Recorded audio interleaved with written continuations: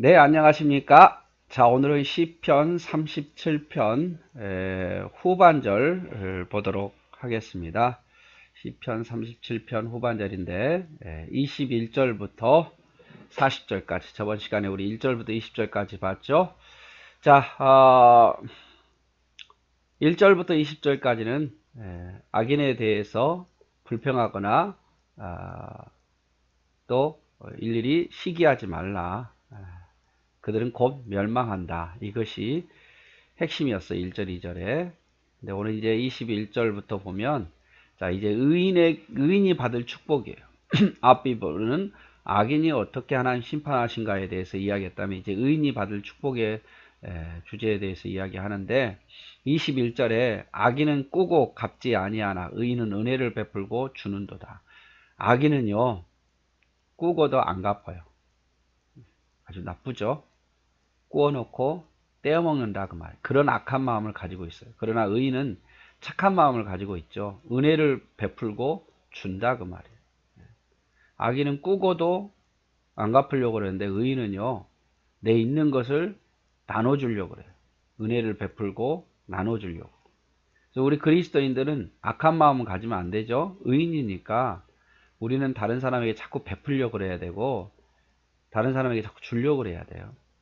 22절 주의 복을 받은 자들은 땅을 차지하고 주의 저주를 받은 자들은 끊어지자. 의인은 땅을 차지하게 될 것이고 악인은 이 땅에서 끊어지게 될 거다 그 말이에요. 꾸고 안 갚은 게 지금 당장의 이익일 수는 있겠죠. 그러나 그들은 결국 이 땅에서 사라지게 될 거다 그 말이에요. 은혜 베풀고 주는 자는 지금 당장 손해인 것 같죠. 그러나 하나님은 그에게 땅을 차지하는 복을 주신다 그 말이에요. 그래서 우리는 여러분 늘 주려고 해야 돼요. 주려고. 작은 것이라도 있으면 나누려고 그러고 주려고 해야 되고. 23절 여호와께서 사람의 걸음을 정하시고 그 길을 기뻐하시나니 그는 넘어지나 아주 엎드러지지 아니하면 여호와께서 그의 손으로 붙드심이로다. 자, 사람의 걸음을 정하신 분 누구요? 하나님. 그러니까 인간의 모든 걸음을 정하신 분은 하나님이고 그리고 그 길을 기뻐하셔요. 그 길을 기뻐한다는 것, 정하고 기뻐한다는 것은 하나님은 실수가 없으신 분이다 그 말이에요. 하나님의 계획이 실수가 없어요. 그리고 넘어질 수는 있어요. 24절에 그는 넘어지나 의인도 넘어질 수 있죠. 의인도 넘어질 수 있고 연약하다 보니까 시험에 들기도 하고 유혹되기도 하고 좌절하기도 하고 근심하기도 하고 두려워지기도 하고 죄에 빠지기도 하죠. 그렇게 넘어지냐? 아주 엎드려지지 않는다. 아주 멸망의 길에 가지 않는다 그 말. 왜? 하나님이 그의 손으로 붙들어 주십니다. 23절, 24절은 아주 중요한 말씀이죠. 하나님이 그 길을 정하시고 그리고 그 길을 결국 기뻐하게 될 거다. 의인은 잠시 동안 넘어질 수 있지만 아주 엎드려지지 아니한 것은 여호와께서 붙잡아 주시기 때문이다. 왜? 다시 회개케 하거든요. 다시 일어서게 하고 두려운 마음이 사라지고 평강으로 바꾸게 만들고 죄를 지었어도 깨달아서 또 회개하게 만들고 돌아오게 만든다 그 말이에요. 25절 내가 어려서부터 늙기까지 의인의 버림을 당하거나 그의 자손이 걸식함을 보지 못하였도다. 이걸 믿는 게 신앙이에요. 다윗이 고백합니다. 내가 어렸을 때부터 늙기까지 의인은 버림을 당하지 않는다. 그의 자손의 의인의 자손은 걸식함을 보지 못하였다. 지금 당장은 어려울 수 있어요. 그러나 결국 하나님은 의인을 버리지 않아요.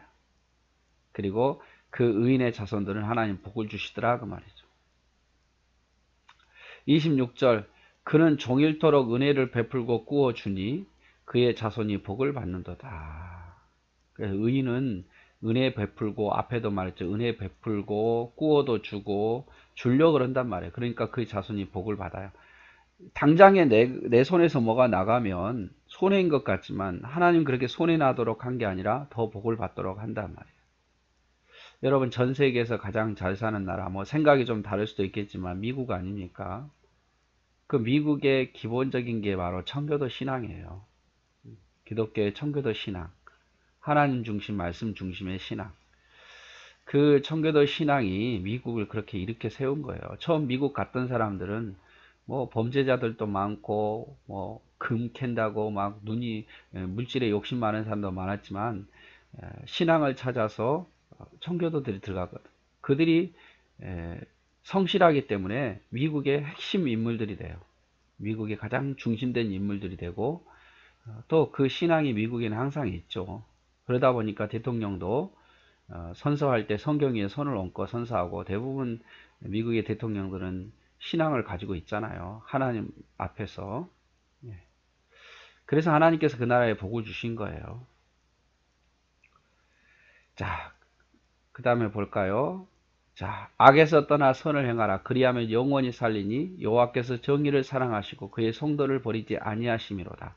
그들은 영원히 보호를 받으나 악인의 자손은 끊어지리로다.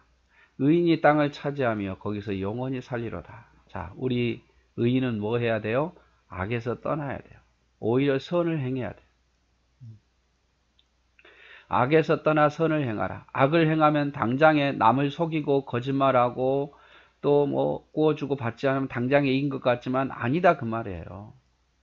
오히려 선을 행하라. 은혜를 베풀라 그 말이에요. 그러면 영원히 살게 될 것이고 하나님이 그를 버리지 않을 거다 그 말이에요. 29절에 신앙 고백이죠. 의인이 땅을 차지하며 거기서 영원히 살게 될 것이다. 악인이 아니라 의인이 땅을 차지하게 될 것이고 거기서 영원히 살게 될 거다 그 말이에요. 결국 하나님이 의인이 승리하게 하실 거다 그 말이죠. 30절 의인의 입은 지혜로우며 그의 혀는 정의를 말하며 그의 마음에는 하나님의 법이 있으니 그의 걸음은 실족함이 없으리로다. 의인의 입은 어떻습니까? 지혜롭게 말한단 말이에요. 지혜롭게. 하나님 입을 주셔가지고 지혜를 주셔서 그 입으로 지혜를 말하게 해요. 어리석게 말하지 않게 한단 말이에요. 그리고 그의 혀는, 말로 나오는 혀는 정의, 옳은 일을 말한단 말이에요. 옳은 일. 그리고 의인의 마음에는 하나님의 법이 있어요. 그래서 그의 걸음에 그가 가는 인생의 계획에 실망할 일이 없다고 말이에요. 그래서 의인의 입은 지혜롭고 의인의 혀는 정의를 말하고 의인의 마음은 하나님의 법이 있어서 하나님이 그 길을 인도하시니까 실족함이 없게 된단 말이에요. 실족함이 없게 된다.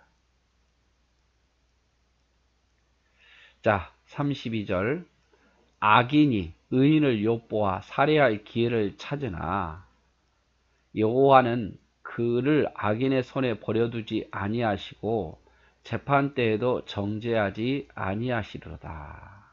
자, 악인이 의인을 제거하려고 그래요. 제거하려고 그래요. 지금 다윗도 그렇지 않습니까? 악인들이 다윗을 제거하려고 그래요. 그러나 하나님이 지키시고 보호해서 33절 여호와는 그를 악인의 손에서 버려두지 아니하시고 재판 때에도 의인은 정죄하지 않는다고 말합니다. 대신 재판 때 악인은 반드시 심판하신다. 악인이 아무리 의인을 엿보아 살해하려고 해도 하나님이 버려두시지 않고 지키시기 때문에 결국 의인이 승리하게 된다고 말이죠. 34절 여호와를 바라고 그의 도를 지키라. 그리하면 내가 땅을 차지하게 하실 것이라. 악인이 끊어질 때에 내가 똑똑히 보리로다. 자, 의인이 해야 될 게 뭡니까? 여호와를 바라는 거예요. 그 도를 지키는 거. 아주 중요한 말씀이에요. 의인은 해야 될 게 뭐냐면 항상 하나님을 바라보는 거. 하나님을 의지하고 여호와를 바라고 하나님의 말씀을 지켜 살면 결국 하나님께서 땅의 주인이 되게 하실 거다. 승리하게 하실 거다. 아주 중요하죠, 여러분. 이 말씀 꼭 잊지 마십시오. 여호와를 바라고 그 도를 지키라. 그리하면 내가 땅을 차지하게 될 것이다. 악인이 끊어질 때에 그 모습을 똑똑하게 보게 하실 거다. 이 말. 35절 내가 악인의 큰 세력을 본즉 그 본래의 땅에서 있는 나무 잎이 무성함과 같으나 내가 지나갈 때에 그는 없어졌나니 내가 찾아도 발견하지 못하였도다. 자, 악인의 큰 세력, 악인이 어마어마하게 컸다 그 말이에요.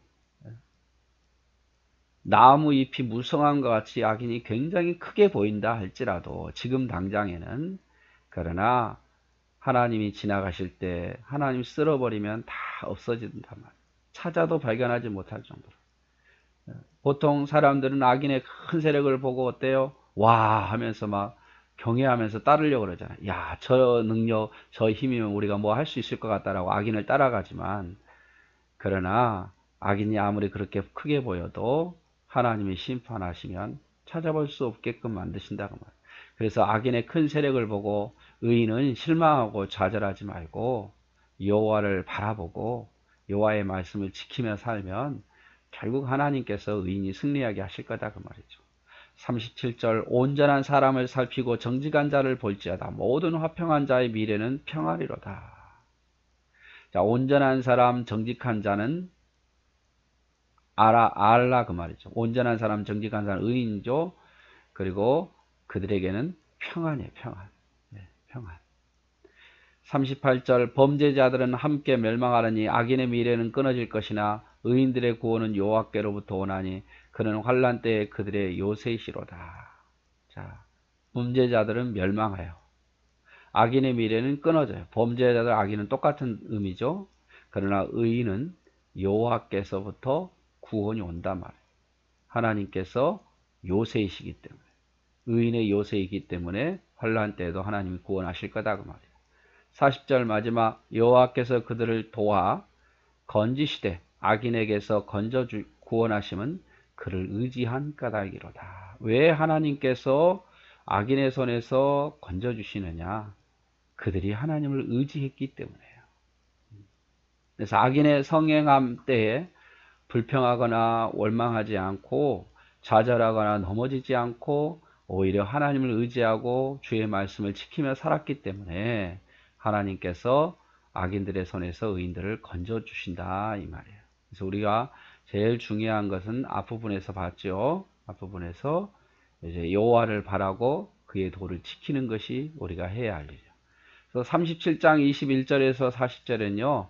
악인과 의인을 비교하죠. 악인은 결국 멸망하게 될 거다. 의인은 성행하게 될 거다. 그 땅의 주인은 의인이 될 거다 그 말이죠. 악인이 아무리 무성하게 보인다 할지라도 아무리 무성하게 보일지라도 앞에 볼까요? 악인의 세력이 나무잎에 무성한 것 같아 할지라도 결국 다 없어진단 말이에요. 오히려 의인은 그럴수록 여호와를 바라고 그 도를 지키라. 여호와께서 그들을 도와 건지시되 악인들에게서 건져 구원하신 이유는 그들이 의인이 하나님을 의지한 까닭이다 라고 표현합니다. 그러므로 저와 여러분도 우리 하나님을 의지합시다. 너무 악인의 모습에 너무 실망하지 말고 그럴수록 하나님을 바라고 말씀 살아서 여러분의 축복이 그 땅이 여러분의 땅, 저 땅이 되기를 주의 이름으로 축원합니다. 네, 수고하셨습니다. 사랑하고 축복합니다.